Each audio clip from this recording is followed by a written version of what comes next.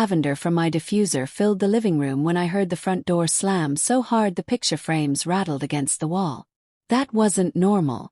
Hannah never slammed doors. My daughter was the type who apologized to furniture when she bumped into it, the kind of girl who rescued spiders instead of killing them. So when I heard that sound like thunder breaking through my quiet Thursday evening, every nerve in my body went cold. I set down my coffee cup, the ceramic making a soft clink against the saucer, and turned toward the hallway. That's when I saw her. My baby girl stood in the doorway, her mascara running in black rivers down her cheeks, her hands trembling so violently I could see it from across the room. Her cream-colored sweater, the one I'd bought her for her birthday last month, was torn at the shoulder. But it was her eyes that made my stomach drop. They were hollow, vacant, like someone had reached inside and stolen something precious. "Mom," she whispered, and her voice cracked like thin ice under pressure. I was on my feet before I knew I was moving, crossing the space between us in 3 long strides. The smell of rain clung to her hair, mixed with something else, something sharp and masculine. Cologne. Not the cheap drugstore kind Hannah's previous boyfriends wore. This was expensive, the kind that lingered. "Hannah, what happened?" I reached for her, but she flinched. My daughter flinched away from me. That single movement sent rage flooding through my veins like gasoline waiting for a match. "I need to tell you something." Her words came out in stutters between sobs. "About Derek. About what he did." Derek Marshall, 24 years old, assistant manager at his father's real estate firm, drove a BMW his parents bought him, always had that practiced smile that never quite reached his eyes. I'd met him twice. Both times, something in my gut whispered warnings I couldn't quite name. Hannah had been dating him for 3 months, and in that time I'd watched my bright, confident daughter slowly dim like a candle running out of wick. Before I go further, tell me in the comments where you're watching from. I like to know how far my stories are reaching, and a like and subscribe means a lot to small channels like ours and will keep these stories coming. Now let's continue. Hannah's knees buckled, and I caught her, lowering us both to the hardwood floor. We sat there in the hallway, her body shaking against mine while the grandfather clock in the corner ticked away seconds that felt like hours. Outside, the wind picked up, throwing rain against the windows in angry bursts. "We were at his apartment," she started, her voice barely audible. "I told him I wanted to wait. That I wasn't ready." "Mom," I said no. I said it so many times. The world tilted.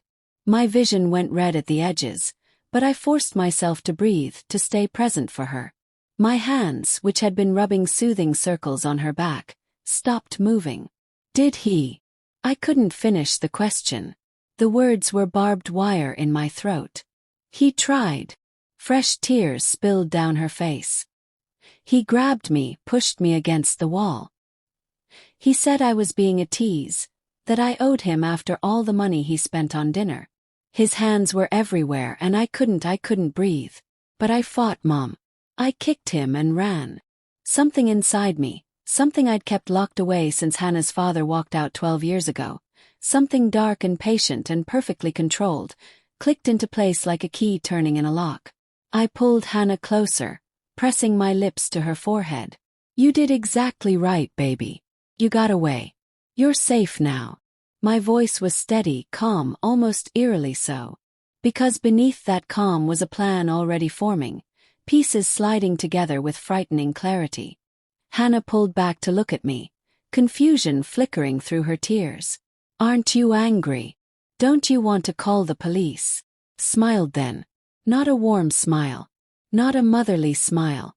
Something else entirely. "Oh, sweetheart. I'm absolutely furious." I brushed her hair back from her face with gentle fingers. "But the police. That would be too easy. Too quick. Too clean." Her eyes widened slightly. "Mom, what are you going to do?" I helped her to her feet, guiding her toward the stairs. "First, we're going to run you a hot bath. Then you're going to rest. And tomorrow." I paused, that smile still playing at my lips. "Tomorrow, Derek Marshall is going to learn that some lessons don't come from courtrooms or jail cells. Some lessons are much more personal." As I tucked Hannah into bed an hour later, her breathing finally evening out into sleep, my phone buzzed on the nightstand. A text from an unknown number. I opened it, and my blood turned to ice. The message contained a photo. Hannah taken through a window. Tonight. At Derek's apartment. And below it just 2 words. She's mine. The photo glowed on my screen like a threat carved in neon, and my first instinct was to wake Hannah, to call the police, to do everything a rational mother should do. But rationality had left the building the moment my daughter came home with terror in her eyes. I screenshot the message, saved it to 3 different locations, then blocked the number. Derek wanted to play games. He had no idea who he was playing with. I didn't sleep that night. Instead, I sat at my kitchen table with my laptop, a notepad, and the kind of cold focus I hadn't felt since my days working corporate security before Hannah was born. People forget that the quiet suburban mom baking cookies used to be the woman who caught executives embezzling millions, who knew how to track digital footprints like a bloodhound on a scent. Derek Marshall's entire life unfolded before me in pixels and data. Social media accounts set to public because he was too arrogant to care about privacy. Photos of him at clubs, bottles of champagne, arms around different girls every weekend. But it was the tagged locations that made me pause. The same bar every Friday night. Murphy's Tavern on 5th Street. Predictable. Men like Derek always were. I dug deeper, my fingers flying across the keyboard. His father's real estate company, Marshall & Associates, had a website that looked professional but had security holes a child could exploit. Within 20 minutes, I had access to their client database, their recent transactions, their internal emails. And that's when I found it. The thing that made my smile return. Derek had been skimming. Nothing huge, just a few thousand here and there from property deposits, buried in paperwork his father probably never looked at twice. Floppy. Greedy. Perfect. The sun was rising, painting my kitchen in shades of gold and amber, when Hannah's footsteps creaked on the stairs. She looked smaller somehow, wrapped in her oversized robe, her eyes still puffy from crying. The sight of her like that, so fragile, so broken, reignited the fire in my chest. Morning, baby. I closed my laptop casually, like I'd been checking emails instead of building a case file. How are you feeling? Like everything hurts. She sat down across from me, pulling her knees to her chest. Mom, about last night, what you said, I don't want you to do anything crazy. Maybe we should just forget about it. Forget about it. I kept my voice gentle, but something in my expression made her shrink back slightly. Hannah, he assaulted you. He's stalking you. Men like Derek, they don't stop. They escalate. If not you, then the next girl and the next. I know, but... And he sent me this. I turned my phone toward her, showing her the photo. Her face went white as fresh snow. Oh my God. When did he? Last night. After you got home. I reached across the table, taking her trembling hand in mine. This isn't just about revenge anymore, sweetheart. This is about making sure he can't hurt anyone ever again. The smell of coffee brewing filled the kitchen, warm and familiar, such a stark contrast to the cold purpose settling into my bones. Hannah stared at the photo, then at me, and I watched something shift in her expression. The fear was still there, but underneath it, something harder started to form. What's your plan? She asked quietly. I spent the next hour laying it out for her. Not all of it, not the parts that might scare her or make her complicit, but enough. We'd go to Murphy's Tavern tonight. Derek would be there, I was certain of it. He'd see Hannah, expect her to be broken, ashamed, hiding. Instead, she'd walk in looking absolutely stunning, confident, unbothered.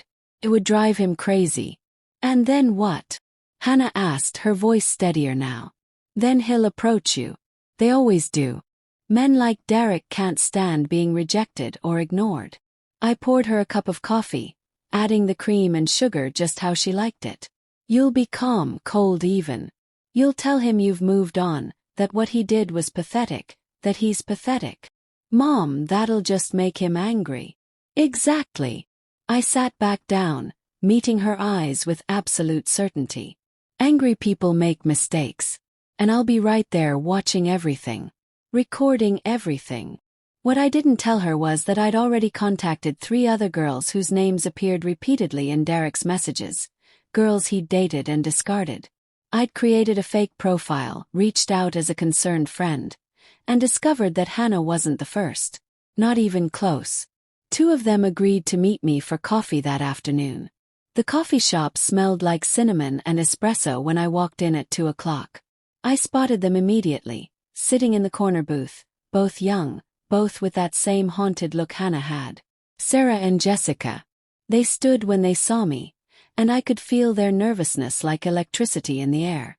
"Thank you for meeting me," I said, sliding into the booth across from them.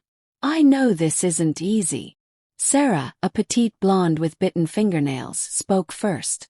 "Your message said it was about Derek Marshall. What about him?" I didn't waste time with pleasantries. "He assaulted my daughter last night. And based on what I've found, she's not the first." The look they exchanged told me everything I needed to know. Jessica, taller with dark hair pulled back in a severe ponytail, let out a bitter laugh. "Not even close. He did the same thing to me 6 months ago. Pushed me, grabbed me, told me I was asking for it by wearing a dress to dinner." "He choked me," Sarah whispered, her hand instinctively going to her throat. "When I said no. He actually choked me until I almost passed out." The rage that swept through me was biblical.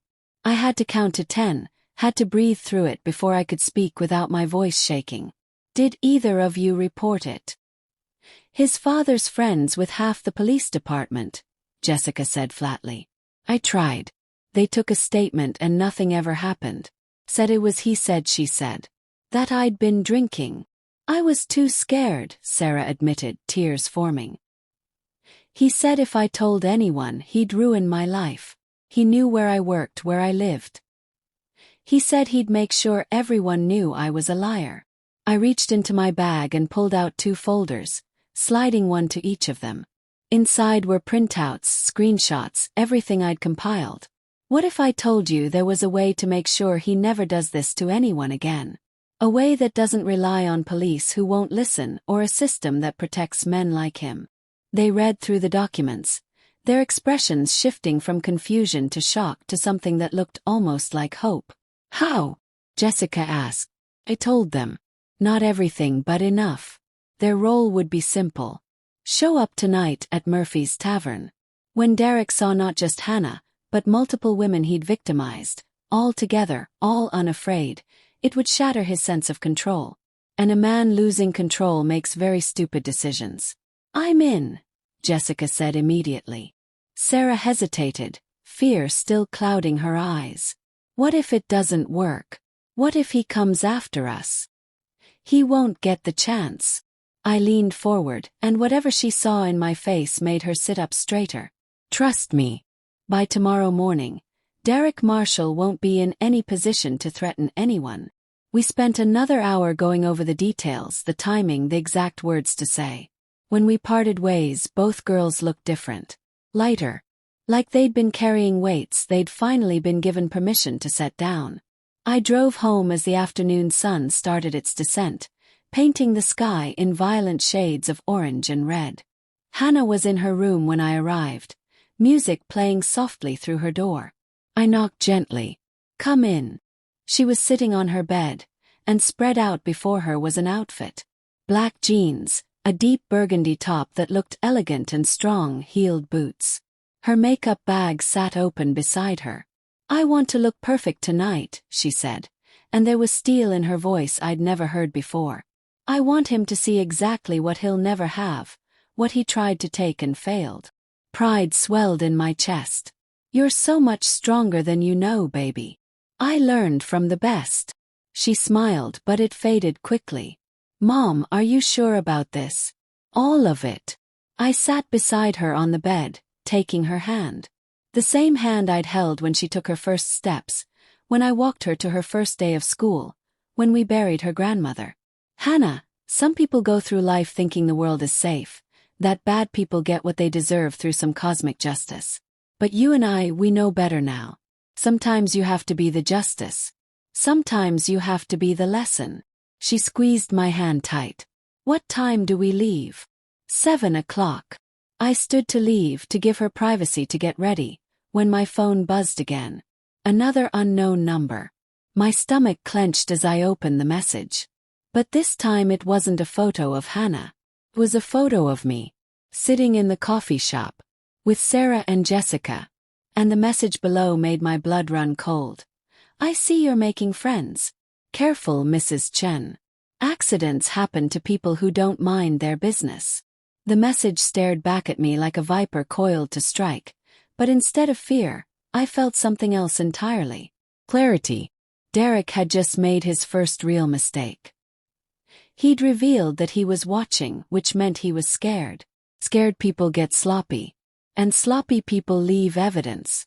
I deleted the message, but not before forwarding it to the encrypted email I'd set up that morning. Then I did something Derek wouldn't expect. I smiled at my phone's camera, held up a single finger in a wait-and-see gesture, and took a selfie. Sent it back to the number with 3 words. See you tonight. Let him sweat. Hannah appeared in my doorway at 6:30, and I had to catch my breath. She looked absolutely devastating. The burgundy top brought out the color in her cheeks, her makeup was flawless, and most importantly, she stood tall. Shoulders back, chin up. Nothing about her screamed victim.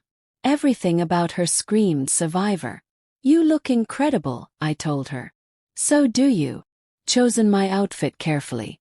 Dark jeans, black leather jacket, boots with a slight heel. Casual enough to blend in at a bar, practical enough to move quickly if needed.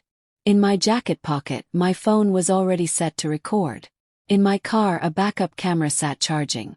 And in my mind, every possible scenario had been mapped, planned, accounted for. The drive to Murphy's Tavern took 15 minutes through downtown traffic. Neither of us spoke much. Hannah's hands twisted in her lap, and I reached over to still them with my own. Remember, I said softly, you're not alone in this. Sarah and Jessica will be there. I'll be there. And no matter what happens, you walk out of that bar stronger than when you walked in. She nodded, swallowing hard. What if he doesn't show? He'll show. I pulled into the parking lot, scanning the vehicles until I spotted it. Derek's black BMW, parked in the back corner like he owned the place. He's already here. Murphy's Tavern smelled like beer and fried food, the kind of place that tried too hard to look rustic with its exposed brick and neon signs. It was crowded for a Friday night, which was perfect. Witnesses everywhere. I spotted Sarah and Jessica immediately, sitting at a high-top table near the bar, exactly where I'd told them to be. They saw me and nodded almost imperceptibly. And there, holding court in a corner booth with 3 of his buddies, was Derek Marshall. He looked exactly like his photos. Expensive haircut, designer shirt with one too many buttons undone, that practiced smile as he told some story that had his friends laughing. The sound of their laughter made my skin crawl. I see him, Hannah whispered, her voice tight. Good. Now let him see you. I guided her toward the bar, positioning ourselves perfectly in his line of sight. Order whatever you want. Take your time. Let him come to you. I felt the exact moment Derek noticed her. The air pressure in the room seemed to change. His story cut off mid-sentence, and when I glanced his way, he was staring at Hannah with an expression that cycled rapidly through shock, anger, and something darker. Possessive. Hannah ordered a Coke, her hands steady. I ordered water. We didn't have to wait long. Well. Derek's voice came from behind us, smooth as oil and twice as slick. Didn't expect to see you out tonight, Hannah. Thought you'd be home, recovering. The way he said that last word, dripping with mockery, made me want to drive my elbow into his throat. But I stayed perfectly still, watching Hannah's reflection in the mirror behind the bar. She turned slowly, and her expression was ice. Recovering from what, Derek? From realizing I dodged a bullet by getting away from you. His smile faltered for just a second. That's not how I remember it. I remember you being pretty into it until you got all dramatic. You remember wrong. Hannah's voice carried, and I noticed other people starting to glance our way. But I remember saying no. Multiple times. I remember you grabbing me, pushing me, trying to force yourself on me. Derek's face flushed red. He stepped closer, invading her space, and that's when I moved. I slid off my bar stool and positioned myself between them, my phone already recording in my pocket. I think you need to step back, I said calmly. He looked at me like he'd only just noticed I existed. And you must be mommy. Hannah, seriously. You brought your mom to a bar. That's pathetic. What's pathetic, a voice said from behind him, is a man who can't take no for an answer. Derek spun around to find Jessica standing there, arms crossed. And beside her, Sarah approached from the other direction. The look on Derek's face was priceless. Confusion, then recognition, then something close to panic. What is this? He demanded, his voice rising. Some kind of intervention. You three are crazy. Are we? Jessica stepped closer. Crazy for calling out the fact that you assaulted each of us? That you use your daddy's money and connections to make girls too scared to report you? The bar had gone quiet now. Everyone was watching. Derek's friends had stood up from their booth, looking uncertain. One of them, a stocky guy with a fraternity ring, called out, "Derek, what's she talking about?" "Nothing. They're lying. They're all just bitter because..." "Because what?" Sarah's voice shook, but she pushed through it. "Because we rejected you. Because we said no and you couldn't handle it." "Choke me, Derek. You left bruises on my throat. You're insane." "I never." "There are photos," I interjected quietly, pulling out my phone. "Medical records. Text messages. And now, video evidence of you threatening my daughter and tracking her movements." I turned my phone screen toward him, showing him his own messages. The photos he'd sent. The threats. His face went from red to white in seconds. "That's not I didn't. You did." I stepped closer to him now, and I let every ounce of the rage I'd been controlling seep into my expression. "You assaulted my daughter. You stalked her. You threatened me. And you think your daddy's money will protect you? My father will be very interested in these." I swiped to a different folder on my phone. "Financial records showing you've been embezzling from his company. Roughly $47,000 over the past 8 months. I've already emailed copies to the state attorney general, the IRS, and a very eager journalist at the Tribune who's been dying to write an exposé on rich kids who think they're above the law." The blood drained from Derek's face completely. "You can't, that's illegal, you hacked." "I did nothing illegal. You, however, committed fraud, assault, stalking, and harassment. All documented. All timestamped. All admissible." I glanced around the now silent bar. "And all of these witnesses just heard you threatening us." Derek's mouth opened and closed like a fish drowning in air.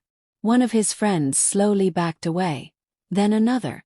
The fraternity ring guy shook his head in disgust and walked out entirely. "You bitch," Derek hissed, stepping toward me. He never saw Hannah move. My daughter, my sweet baby girl who apologized to furniture, grabbed the glass of ice water from the bar and threw it directly in his face. The shock stopped him cold, water dripping down his expensive shirt. "That's for touching me," Hannah said, her voice ringing clear. "And this." The slap echoed through Murphy's Tavern like a gunshot. Hannah's palm connected with Derek's cheek so hard his head snapped to the side. The entire bar erupted. Some people gasped, others cheered, and someone in the back yelled, "Hell yeah!" Derek stood there, stunned, his hand pressed to his reddening cheek. For a moment I thought he might actually cry. "If you ever come near me again," Hannah said, leaning in close, "if you ever contact me, follow me, or even think about me, my mom won't just ruin your career. She'll end your entire existence. Understand?" He didn't answer.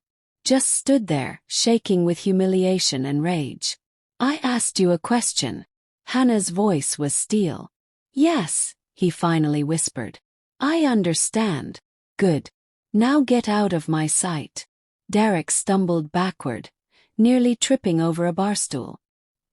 His remaining friend tossed some cash on their table, and they fled toward the exit like rats abandoning a sinking ship. The moment the door closed behind them, the entire bar burst into applause. Hannah turned to me, her eyes shining with tears, but these were different. These were tears of relief, of release, of power reclaimed.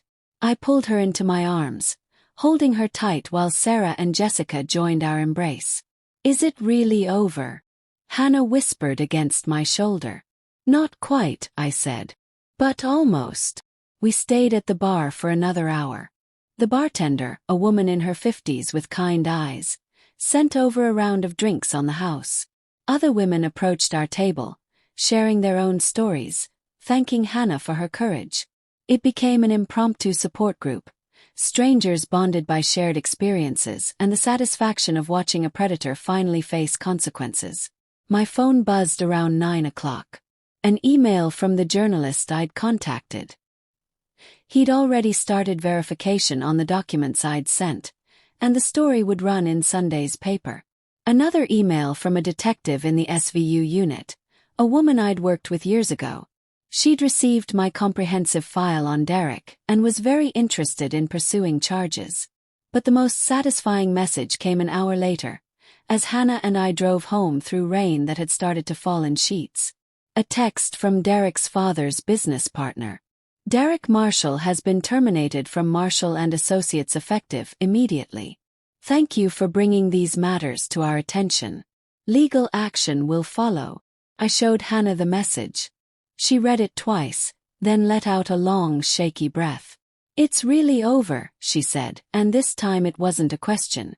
"It's really over." The rain pounded against the windshield as I drove, the wipers beating a steady rhythm. Hannah was quiet for a while, staring out at the blurred streetlights. "Mom," she finally said. "Yeah, baby. How did you know how to do all that? The hacking, the evidence gathering, all of it." I smiled slightly, keeping my eyes on the road. "I told you I worked in corporate security. What I didn't tell you was that I specialized in catching people who thought they were too smart to get caught. People who abused their power. I was good at it too, until I decided being your mom was more important than any career. Do you ever miss it? Thought about that? About the thrill of the hunt, the satisfaction of watching corrupt people fall? Sometimes. But tonight reminded me that those skills don't disappear. They just wait for the right moment to matter again. We pulled into our driveway, the house dark except for the porch light I'd left on. The rain had intensified, drumming on the roof of the car like applause. "Thank you," Hannah said softly, "for believing me, for fighting for me, for showing me how to fight for myself." I turned to face her fully, reaching out to cup her cheek. "Hannah, you're my daughter, my whole world. There is nothing, absolutely nothing I wouldn't do to protect you. And anyone who tries to hurt you will learn exactly what happens when they touch my baby girl." She leaned into my palm, closing her eyes. "I love you, Mom. I love you too, sweetheart. More than you'll ever know." We sat there for a moment longer, mother and daughter, listening to the rain. Then Hannah straightened up, wiped her eyes and smiled. A real smile. The first genuine smile I'd seen from her since before Derek. "So," she said, unbuckling her seatbelt, "what do you say we go inside, make some hot chocolate, and watch terrible reality TV until we fall asleep on the couch?" I laughed, feeling the tension of the past 24 hours finally start to release. "That sounds absolutely perfect." We ran through the rain to the front door, laughing as we got soaked, and for a moment we were just us again. Not victim and protector. Not survivors of trauma. Just a mom and her daughter, safe and together and whole. Inside, while the hot chocolate heated on the stove, I checked my email one last time.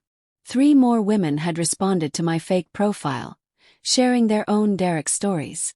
I forwarded everything to the detective, adding to the mounting evidence. By the time this was finished, Derek Marshall wouldn't just lose his job. He'd lose everything. My phone buzzed with one final message. Another unknown number. My hand tensed, but when I opened it, I found not a threat but a photo. Derek, being escorted from his apartment by 2 police officers. The detective had moved fast. And below the photo, a message from her. Got him. Arrested on multiple charges. Thanks to your evidence, he won't be making bail. You're still good at this, Chin. Ever think about coming back to work? I smiled and typed back. Maybe. But right now, I'm exactly where I need to be. Hannah called from the living room, asking if the hot chocolate was ready. I pocketed my phone, poured 2 mugs, added marshmallows to both, and carried them to the couch where my daughter waited, wrapped in a blanket, already arguing with the TV about which contestant deserved to stay. As I settled beside her, her head resting on my shoulder, I realized something. Revenge wasn't about destruction. It was about restoration. About taking back what was stolen, reclaiming power that was lost, and making sure the scales balanced again. Derek Marshall had tried to break my daughter. Instead, he'd awakened something in both of us. Strength, purpose, the unshakable knowledge that we were forces to be reckoned with. Outside, the rain continued to fall, washing the streets clean. And inside, in our warm living room with terrible TV playing and hot chocolate growing cold, Hannah laughed at something on screen. The sound filled our home like music, like healing, like hope. Tomorrow the story would break. Derek's world would crumble. More victims would come forward. Justice, real justice, would finally be served. But tonight, right now, in this perfect moment, all that mattered was that my daughter was home, she was safe, and she was smiling again. And anyone who ever thought about hurting her would remember what happened to the last person who tried. They'd remember, and they'd think twice. Because they'd learned the most important lesson of all. Never ever touch someone's baby girl. Not if you value everything you hold dear. Not if you want to walk away whole. And definitely not if her mother knows exactly how to make you disappear from the life you knew. One calculated move at a time. The revenge was complete. The lesson taught. And we were finally, beautifully, triumphantly free.